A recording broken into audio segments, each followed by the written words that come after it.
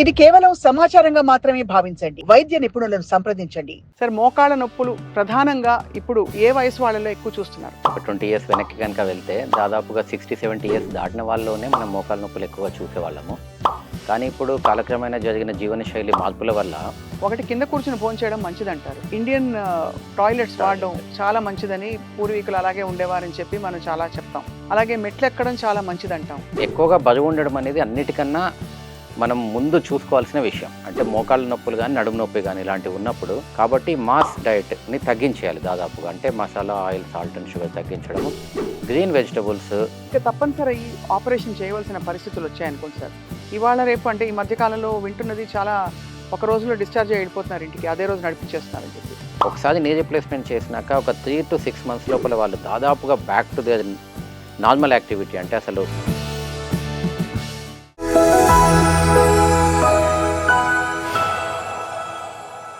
Hello and welcome to Sakshi life.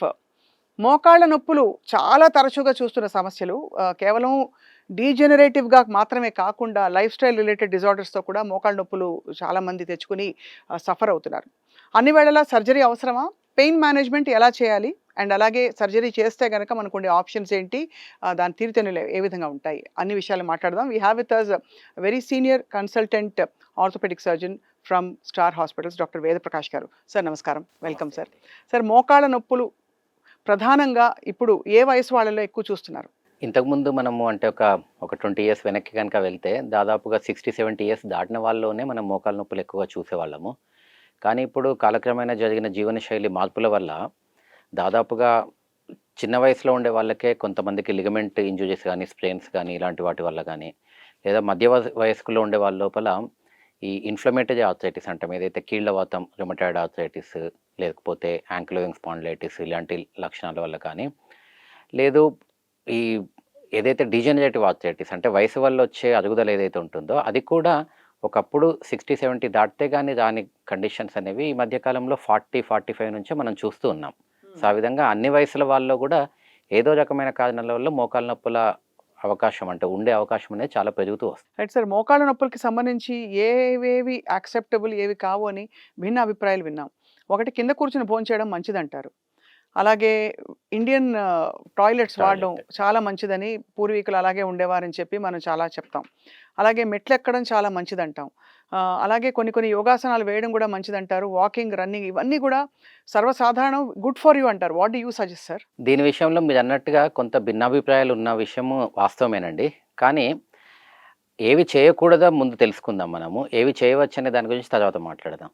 ఏవి చేయకూడదు అనే దాంట్లో చాలా ముఖ్యమైన విషయం ఈ రోజుల్లో అందరినీ బాగా వేధిస్తుంది ఏంటంటే ఊబకాయం, obesity.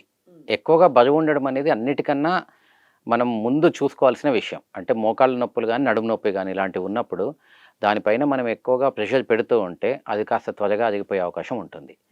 So first and foremost weight loss. అంటే వెయిట్ మన ఐడియల్ వెయిట్, మన బాడీ హైట్ని తగ్గి ఎంత వెయిట్ ఉండాలి తగ్గట్టుగా ఆ వెయిట్ని మనం చూసుకొని దానికి ముందు ఉండాలి. అది మొదటిదండి. రెండవది ఏంటంటే ఇప్పుడు కార్టిలేజ్ అనే ఏదైతే మెత్తటి పదార్థం ఉంటుందో మన ఎముకల మధ్యలో, అంటే 2 ఎముకలు ఎప్పుడైతే జాయింట్ ఫామ్ అవుతాయో దాంట్లో కార్టిలేజ్ అనే ఒక గుజ్జు లాంటి పదార్థం ఉంటుంది. ఆ గుజ్జు లాంటి పదార్థము త్వరగా అరిగిపోవడానికి కొంతవరకు జన్యుపరంగా అంటే జెనెటిక్గా మనం పుట్టినప్పుడే మనకి ఎప్పుడు కొంతమందికి బట్టతల వస్తుంది, కొంతమంది త్వరగా తెల్ల జుట్టు వస్తుంది, కొంతమంది త్వరగా చర్మ ముడతలు పడుతుంది. అలాగే కొంతమందికి ఈ వయసు తర్వాత కార్టిలేజ్ కొంత అరిగే అవకాశం ఉంటుంది అనేది సహజ సిద్ధంగా ఉండేదే. అయితే దాన్ని మనం ఎక్కువ చేయకుండా ఏం చేయాలనేది నేను చెప్తున్న విషయం. సో బరువు తగ్గడం అనేది అన్నిటికన్నా ముఖ్యము. రెండోది డయట్లో కూడా అండి తప్పకుండా కొన్ని చేంజెస్ ఉండాలి. అంటే ఏదైతే ఇప్పుడు తింటున్న మాస్ డైట్ అంటాం మనం, ఎంఓఎస్ఎస్ అంటే masala, oil, salt and sugar అనే ఒక డైట్ ఏదైతే ఉంటుందో దీన్ని మనం కొంత అసిడిక్ డైట్ అంటాం. అంటే దీనివల్ల చాలా వరకు బాడీలో ఉండే సహజమైన కణాలను చంపే వాటిని డ్యామేజ్ చేసే కంటెంట్ చాలా ఎక్కువగా ఉంటుంది. అవును అవును. కాబట్టి మాస్ డైట్ని తగ్గించేయాలి దాదాపుగా. అంటే masala, oil, salt and sugar తగ్గించడము, green vegetables, freshly available vegetables, antioxidants ఉండేవి ఏవైతే ఈ కొన్ని రకాల సిట్రస్ ఫ్రూట్స్ కానీ లేకపోతే గ్రీన్ లీఫీ వెజిటబుల్స్ కానీ వీటిని ఎక్కువ తీసుకోవడం అనేది చాలా ముఖ్యం. ఇంకా థర్డ్ విషయానికి వస్తే, సో మనం వెయిట్, డైట్ 2 మాట్లాడాం కదండి. మూడవది ఎక్సర్సైజ్. ఇది చాలా ఇంపార్టెంట్ అండి. ఎక్సర్సైజ్ అనేది చాలా ముఖ్యం. ఎందుకంటే కార్టిలేజ్ అనే దానికి దాని నరిష్మెంట్ అంటే న్యూట్రిషన్ అనేది ఏదైతే ఉంటుందో దానికి పోషకాహారం అనేది రక్త ప్రసరణ ద్వారా రాదు.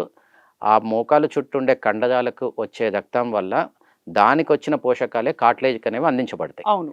సో, దానికి ఆ విధంగా రావాలంటే ఆ కండరాల లోపల బలాన్ని పెంచే వ్యాయామాలు తప్పకుండా చేయాలి. అవి ఎలాంటి వ్యాయామాలు అనే దాంట్లో కొంత భేదాభిప్రాయాలున్నాయి. అంటే ఇది చెయ్యొచ్చు, అది చేయకూడదని. అయితే మనము గుడ్డిగా చేయాల్సిందేంటంటే, ఏదో రకమైన వ్యాయామం తప్పకుండా చేయడం అనేది చాలా ముఖ్యం. అసలు చేయకుండా ఉండే కన్నా ఏ వ్యాయామం చేసినా మంచిదే. ఆ చేసే వ్యాయామాల్లో మీరంటున్నట్టుగా తప్పకుండా యోగాసనాలు లాంటి వ్యాయామాలు నెమ్మదిగా over a period of time కండరాలకి, వాటికి అన్నిటికి గూడా అవి బలాన్ని పెంచుతాయి కాబట్టి, అన్ని రకాల యోగాసనాలు ఒక వ్యక్తి గనక చేయగలిగితే చేయడంలో తప్పు లేదు. మీరు అడుగుతుంది ఏంటంటే భుజంగాసనం గానీ, అవును. కింద కూర్చునే సుఖాసనం గానీ, ఇలాంటి ఆసనాలు వేయొచ్చా అనే ప్రశ్న చాలామంది అడుగుతారు. చాలామంది డాక్టర్లు గూడా మీకు మోకాళ్ళు అరిగిపోతేనే మీరు కింద కూర్చోకూడదు, మెట్లెక్కకూడదు, ఎక్కువసేపు నడవకూడదని చెప్తుంటారు. దానికి ఎటువంటి శాస్త్రీయమైన ఇది లేదండి. దానికంటే శాస్త్రీయ బద్ధత లేదు దానికి. అది. తప్పకుండా మీకు వ్యాయామము చేయడం అనేది ముఖ్యము. మీరు చేయగలిగితే అన్ని రకాల ఆసనాలు చేయండి. వాకింగ్ చేయండి తప్పకుండా. మెట్లెక్కడం, దిగడం గూడా ఇబ్బంది కాదు. దీనివల్ల అరుగుదల ఎక్కువవుతుంది అనేది మాత్రం అపోహ. అది. అయితే ఒక రకమైన వ్యాయామం చేయడం ద్వారా మీకు నొప్పి ఎక్కువగా గనక వస్తే, దాన్ని తగ్గించుకొని ఇంకో రకమైన వ్యాయామం చేయడం ముఖ్యం. బట్ ఏదో ఒక రకమైన వ్యాయామాన్ని తప్పకుండా చేయండి. అలే గాకుండా మీకు ఒక రకమైన వ్యాయామం అలవాటు ఉంటే, అంటే కొంతమంది నేను ఒక 10, 15 నిమిషాలు వజ్రాసనంలో కూర్చోగలుగుతానని అంటారు. కొంతమంది నేను కింద కూర్చొనే తింటానంటారు. కొంతమంది నేను ఇండియన్ టాయిలెటే వాడతానంటారు. దానివల్ల మీ అరుగుదల పెరిగే అవకాశం లేదు. చాలా స్పష్టంగా చెప్పారు సార్. పెయిన్ మేనేజ్‌మెంట్‌లో మామూలుగా మోకాళ్ళ నొప్పులు రాంగానే అందరూ చేసేది తైలాలు రాయడం. ఇంకా కొంచెం బాగా ఎక్కువైతే మనకి రకరకాల ఆయుర్వేదిక్ ప్రొసీజర్స్ ఉంటాయి. వాటి ఎఫెక్టివ్‌నెస్ గురించి మీ అభిప్రాయం ఏంటి యాస్ ఎ క్లినీషియన్? అంటే తప్పకుండా అండి. ఇప్పుడు ఏదైతే దీన్నంతా కూడా మనం డీజనరేటివ్ డిసీజ్ అంటాం. అంటే కార్టిలేజ్ అనేది కొంత అరుగుదలకు లోనవుతోంది. దాన్ని రీజనరేట్ చేయగలిగే కెపాసిటీ ఉంటుందా అంటే 100కి 100% కాకపోయినా ఎంతో కొంత ఉండే అవకాశం ఉంది. ఇప్పుడు మనం ఎప్పటినుంచో తెలుసు జుట్టుకి ఏం వాడేవాళ్ళం మనం కుంకుడు పొడియో లేకపోతే సీకాకాయ పొడి ఏదో వాడేవాళ్ళం. అట్లాగే చర్మానికి ఏం రాసుకుంటాం, పసుపు రాసుకుంటాం, కొబ్బరి నూనె రాసుకుంటాం. అలాగే కార్టిలేజ్‌కి కూడా ఎంతో కొంత ఆల్టర్‌నేటివ్ థెరపీస్ ఏవైతే ఉన్నాయో మీరన్నట్టుగా ఆయుర్వేద గానీ, మిగతా వాటి లోపల గానీ ఈ ఈ కార్టిలేజ్‌ని రీజనరేట్ చేసే కెపాసిటీ ఉన్న కొంతవరకు ఉండే అవకాశం ఉంది. దాన్ని శాస్త్రీయంగా మనం ప్రూవ్ చేయలేకపోవచ్చు. ఇదే పని చేస్తుంది, ఇదే పని చేయలేదని తెలియకపోవచ్చు. కానీ అది హార్మ్‌ఫుల్ కానంత వరకు వీటిని ప్రయత్నం చేయడంలో తప్పు లేదు. అంటే మొదటి దశల్లో, రెండో దశల్లో ఎప్పుడైతే ఆర్థరైటిస్ ఉంటుందో, ఎప్పుడైతే అరుగుదల ఉంటుందో, అలాంటి వాళ్ళకి మన ఆంగ్ల వైద్యంలో మెడిసిన్స్ ఏవైతే ఉన్నాయో టాబ్లెట్స్ కొన్ని మాత్రమే అందుబాటులో ఉన్నాయి. అంటే నొప్పిని తగ్గించడానికి కొన్ని మాత్రలుంటాయి. అది కాకుండగా కార్టిలేజ్‌ని కాస్త బలంగా చేసే మాత్రలు కొన్నే ఉన్నాయి. ఎక్కువగా లేవు. వాటి బియాండ్ ఏదైనా గనక ఈ ఆల్టర్‌నేటివ్ థెరపీస్‌లో గనక అవైలబుల్ ఉంటే, అవి హానికరం కానంత వరకు వాడుకోవడంలో తప్పు లేదు. ఈ యాంటీ ఆక్సిడెంట్స్ ఓరల్‌గా తీసుకుంటే అవి అసిమిలేట్ అవుతాయండి బాడీలో? యాంటీ ఆక్సిడెంట్స్ కొంతవరకైతే అసిమిలేట్ అవుతాయండి. కానీ బెస్ట్ మీరన్న క్వెషన్‌కేంటంటే యాంటీ ఆక్సిడెంట్స్ నేచురల్ ఫార్మ్‌లో తీసుకోవడం అన్నిటికన్నా ఉత్తమం. అంటే ఏదైతే దాని సోర్స్ ఉంటుందో, ఆ సోర్స్‌ను అలాగే తీసుకోవడం అనేది అన్నిటికన్నా ఉత్తమం.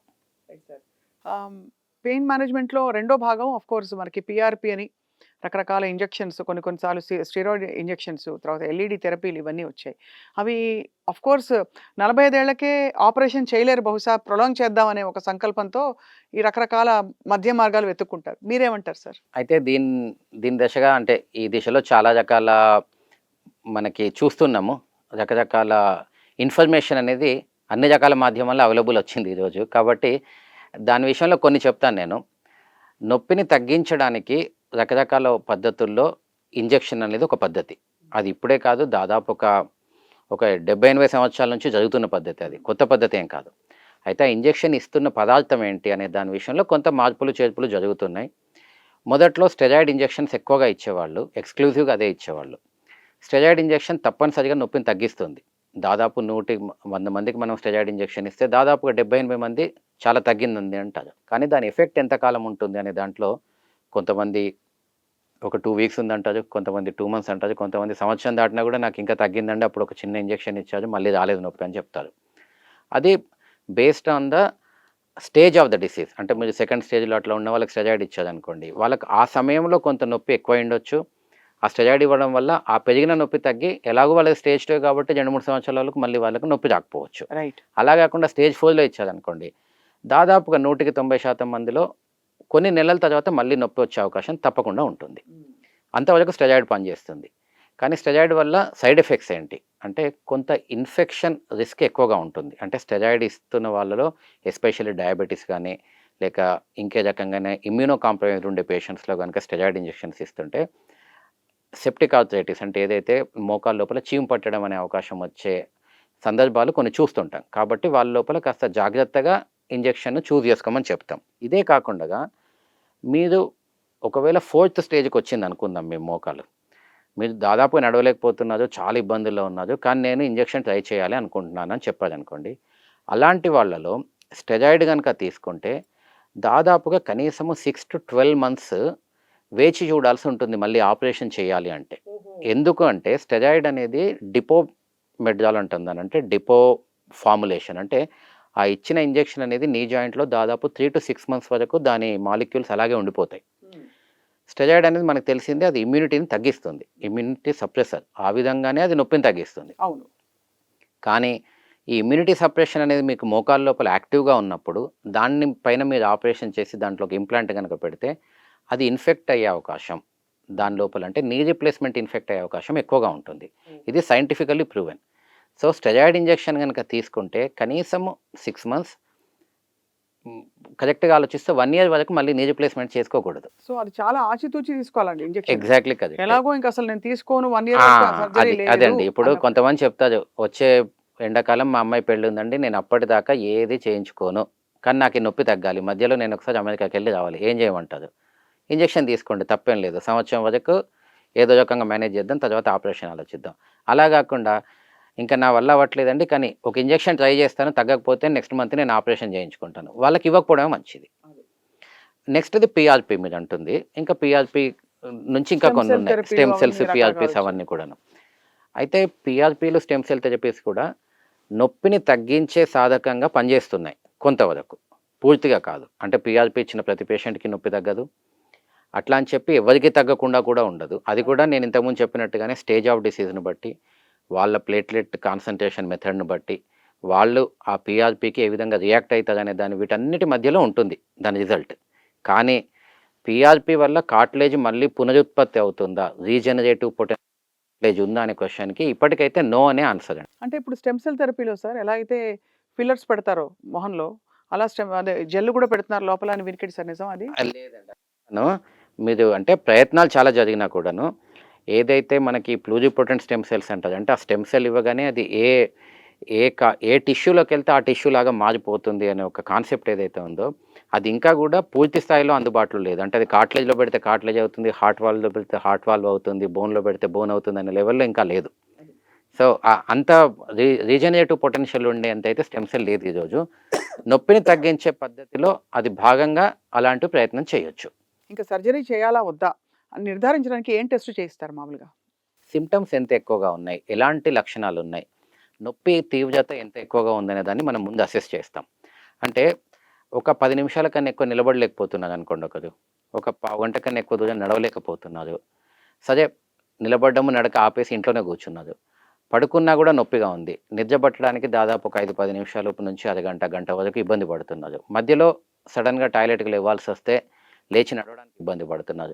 ఈ స్థాయిలో నొప్పి వచ్చిన వాళ్ళ లోపల ఎక్స్రే పరంగా అరుగుదల స్టేజ్ 4లో కనుక ఉంటే వాళ్ళకి ఆపరేషన్ చేయడమే మంచిది. ఎందుకంటే వాళ్ళు ప్రతిరోజు ట్యాబ్లెట్లు తీసుకోవడం ఏదో ఒకటి చేస్తూ అయినా ఉంటారు, లేదు అంటే ట్యాబ్లెట్లు తీసుకోకుండా కంప్లీట్గా వాళ్ళ జీవనశైలిని మార్చేసుకొని కేవలం సెడెంటరీ అంటే ఇంట్లోనే కూర్చుండిపోయి ఇంకే పని చేయకుండా ఉంటారు. ఈ రెండూ ఇబ్బందికరమే. ట్యాబ్లెట్లు ఎక్కువగా తీసుకుంటే దానివల్ల కిడ్నీ డ్యామేజ్, మనకి స్టమక్లో డ్యామేజ్ కానీ ఇవన్నీ జరుగుతాయి.